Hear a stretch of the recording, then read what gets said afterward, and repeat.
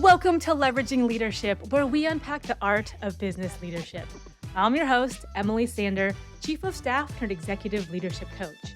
In this series, we dive into the role of Chief of Staff, exploring how it can be a game changer and pivotal player on your leadership team. You'll get a backstage pass and learn about the different aspects of the role and what it takes to excel in it. We'll hear from some incredible guests who have firsthand experience serving as Chief of Staff or collaborating with one on their team. And don't forget, the Chief of Staff isn't just a title or person. It represents a leadership philosophy. Leveraging leadership is all about finding your points of greatest influence and leveraging them to better serve those around you. Leveraging leadership is all about finding your points of greatest influence and leveraging them to better serve those around you. Welcome back. Today's topic is the power of I don't know. As a Chief of Staff, I can guarantee you with 100% certainty, there's going to be scenarios where someone asks you a question and you don't know the answer. And you're like, shoulder shrug, that's a great question, I don't know. Inherent as a Chief of Staff, you will have this come up. So inherent in the role, you're dealing with so many different parts of the business. You're dealing with a mix of different people and projects and initiatives. You won't have every single answer to every single thing all of the time. You just won't. So knowing that going in, that's inherent in the Chief of Staff role. Every Chief of Staff has I don't know moments. So you're not alone. The second piece, it's an important one, is when you have the I don't know moments, it doesn't mean you're stupid. It doesn't mean you're a bad Chief of Staff and you're bad at your job. It doesn't mean that you don't deserve to be in the Chief of Staff role. It just means you don't have that specific answer right now. And that's all that it means. Knowing the situation will come up, we can talk about how to best handle it when it does. So the first thing you want to do is ask yourself, does this question need an answer? Does this question need to be answered? Not all questions are good ones. Not all questions deserve to be answered. So that's the first thing. Should I be spending the time and energy or the team's time and energy to go chase this answer? If the answer is no, then you can cut it off right there and say, all right, I'm going to save myself time and stress, and I don't have to worry about not having that answer because that question isn't a good one right now. A close second to that, by the way, is does this need to be answered right now? So sometimes we get very rabbit hole-y, meaning we go, oh, I'm going to go down this rabbit hole right now because it's right in front of me. It might be a good question, but it could be better suited for this afternoon's meeting or next week or next quarter. So when is the most appropriate time to answer this question? It might not be right now. The second thing to gate through would be, am I the best person to answer this question? Might be a great question, needs to be addressed now, but actually Brenda knows the most about this. So I don't have to be like on the hook to answer this question. I know who is best to answer this. And that's part of my job as Chief of Staff, is to connect the right people with the right information. So that could be a second kind of gating point. The third piece here would be, okay, it's a good question. It has to be answered now. I am the most appropriate person to ask that, and I still don't know. And so there it branches off into a couple different scenarios. So let's say you're in a team meeting, so you're in a group setting, and you get a question you don't know the answer to. It then becomes your job to find a good answer from the group or get to some good next steps. And that could look something like or sound something like, that's a great question. My initial thoughts on that are this, this, and this. So I heard John in the team meeting last time, and he was mentioning this stuff. I saw Shelly's Slack message, and she kind of mentioned something related. So I'm kind of putting those things together. Is that a good place to start? Or what do you think? Or does that make sense? So you're taking the question and acknowledging you're being asked a question, and you're thinking it through. It's not the fully baked, it's not the final answer, it's not the end all be all, but you're sharing some initial thoughts, and then you're tossing it back to the person who asked or to the group for their input and for a conversation. Other questions you could ask there are, what types of things should we be considering? So what's the most important information here? What are the impacts to our customers?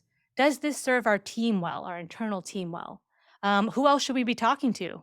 Okay, well, Lauren actually is the best person because she talks to customers all day long. Let's get Lauren in here, or let's get Lauren in a subsequent meeting so we can get her input because she's closest to the information. So those are all good framing questions. Those are all good questions to get to the best answer without having the answer.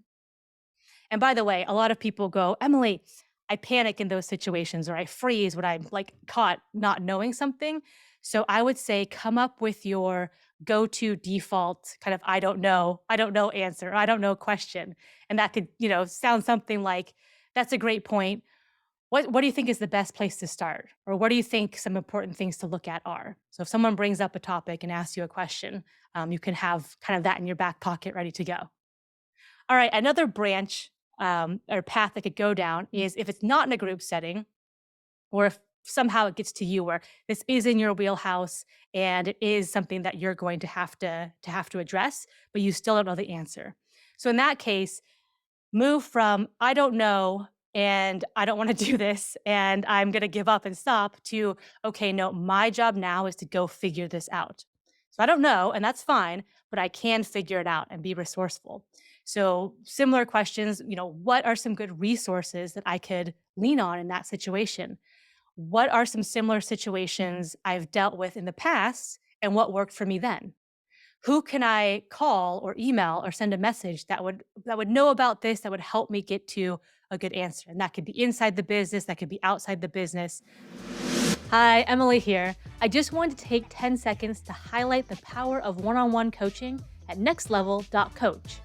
Get the tools for success and leave each session feeling refreshed and refocused. What books can I read? What podcasts can I listen to? Oh, I was on that webinar last week and they kind of talked about this during the second half. They sent a recording out. Let me go listen to that second half again. So, what information do you have at your disposal? Where can you go find the answer, or where can you collect ideas from people that have been in similar situations? It could be a company in a similar situation, it could be a team in a similar situation. So, that big macro level, for instance, what happens when this certain customer type just goes away. So the industry, technology, a certain customer type just goes away. How do companies, how do teams build that back in their market or in their revenue? So it could be macro level. It could be, hey, how does a specific person deal with this situation? And by the way, Google is not a bad answer. So a Google search can be a great and powerful tool and a great place to start and sometimes end with. So actually, an example of that, I will give a quick example from something I worked on. I was asked to basically stand up this inside sales team and get some initial data on their outreach. So we had a marketing campaign. We wanted to get this like ragtag team of sales folks calling into a certain customer base and into a certain prospect base and collect specific information on them. So that was like, Emily, like what do we have for that? I was like, I don't know. Like that's a great question. We don't have Salesforce up and running. We don't have our sales leader hired. I'm working on that. We don't have any set internal processes. So that's a great question. And I don't know. But what I did was say, okay, for sales teams who are supporting a specific marketing campaign, what are some main components you look for? And I did a Google search on that. And then I remember specifically saying, what type of tracker do they use? So I searched all the keywords like sales outreach tracker, or when we're in Salesforce, the CRM tool, what types of fields and objects are used there? Because I knew we were going to be porting our information into Salesforce eventually. And so I did all those keyword searches and I clicked on the images tab and I just scrolled through a whole bunch of different um, spreadsheets basically, but different charts and different ways to collect information. And I would open a tab if one looked good, or I'd open a tab if one had a good idea. And then I would go through the individual tabs and read through in more detail and pull out, oh, this column would be relevant to us, or oh, this is a good workflow or a good thing to keep in mind for our use case. And so I took the best components of all of those different individual tabs and I made a very rough, down and dirty, I think it was in Google Sheets, tracking spreadsheet for our small inside sales team. And then I went and I asked some questions to this one go-to person on the team. He was kind of a lead, he understood the business side of things as well as how to do the calls. And so I showed it with him and said, "Hey, would this be usable? Would this be useful for you to track things? Would it be easy for you to track things in? And he gave feedback like, okay, this is fine, but I would move the order of these columns because in real life, you get the information in this order. And I would retitle some of the columns because that's not what we call it, type of thing. So I asked the question, but we got to a good answer in that here's the interim Google sheet that works for our team, that collects the information we need about this kind of beta test. And we can port this information into Salesforce pretty easily later on. So that's just an example of figuring it out and also using something as simple as Google search to find your answer. Okay, also a good thing to mention out of that example is understanding what you need to know and what you need to go figure out and what you don't.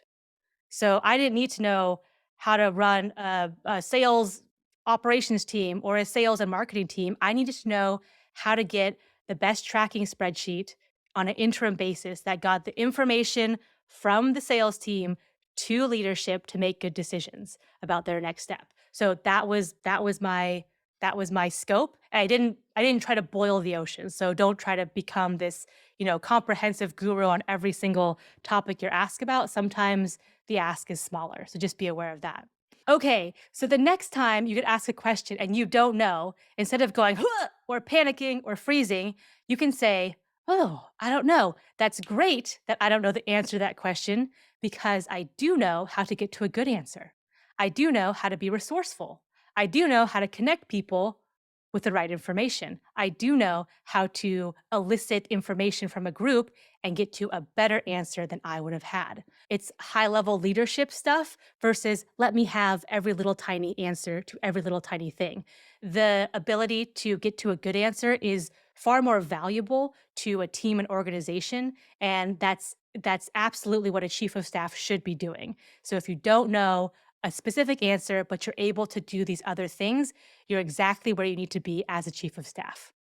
All right. Thank you for listening. I'll catch you next week on Leveraging Leadership. Okay. And if you want help with your default I don't know question, or you just want to work through, hey, I need to be able to manage these situations better in general. So my reaction, I just need to get better at that, then feel free to reach out to me. I know what it's like to be in that situation. I've felt the not great feelings that go along with it. And I would just love to help people be a little better at that or not feel that way at all, because that's just not the case.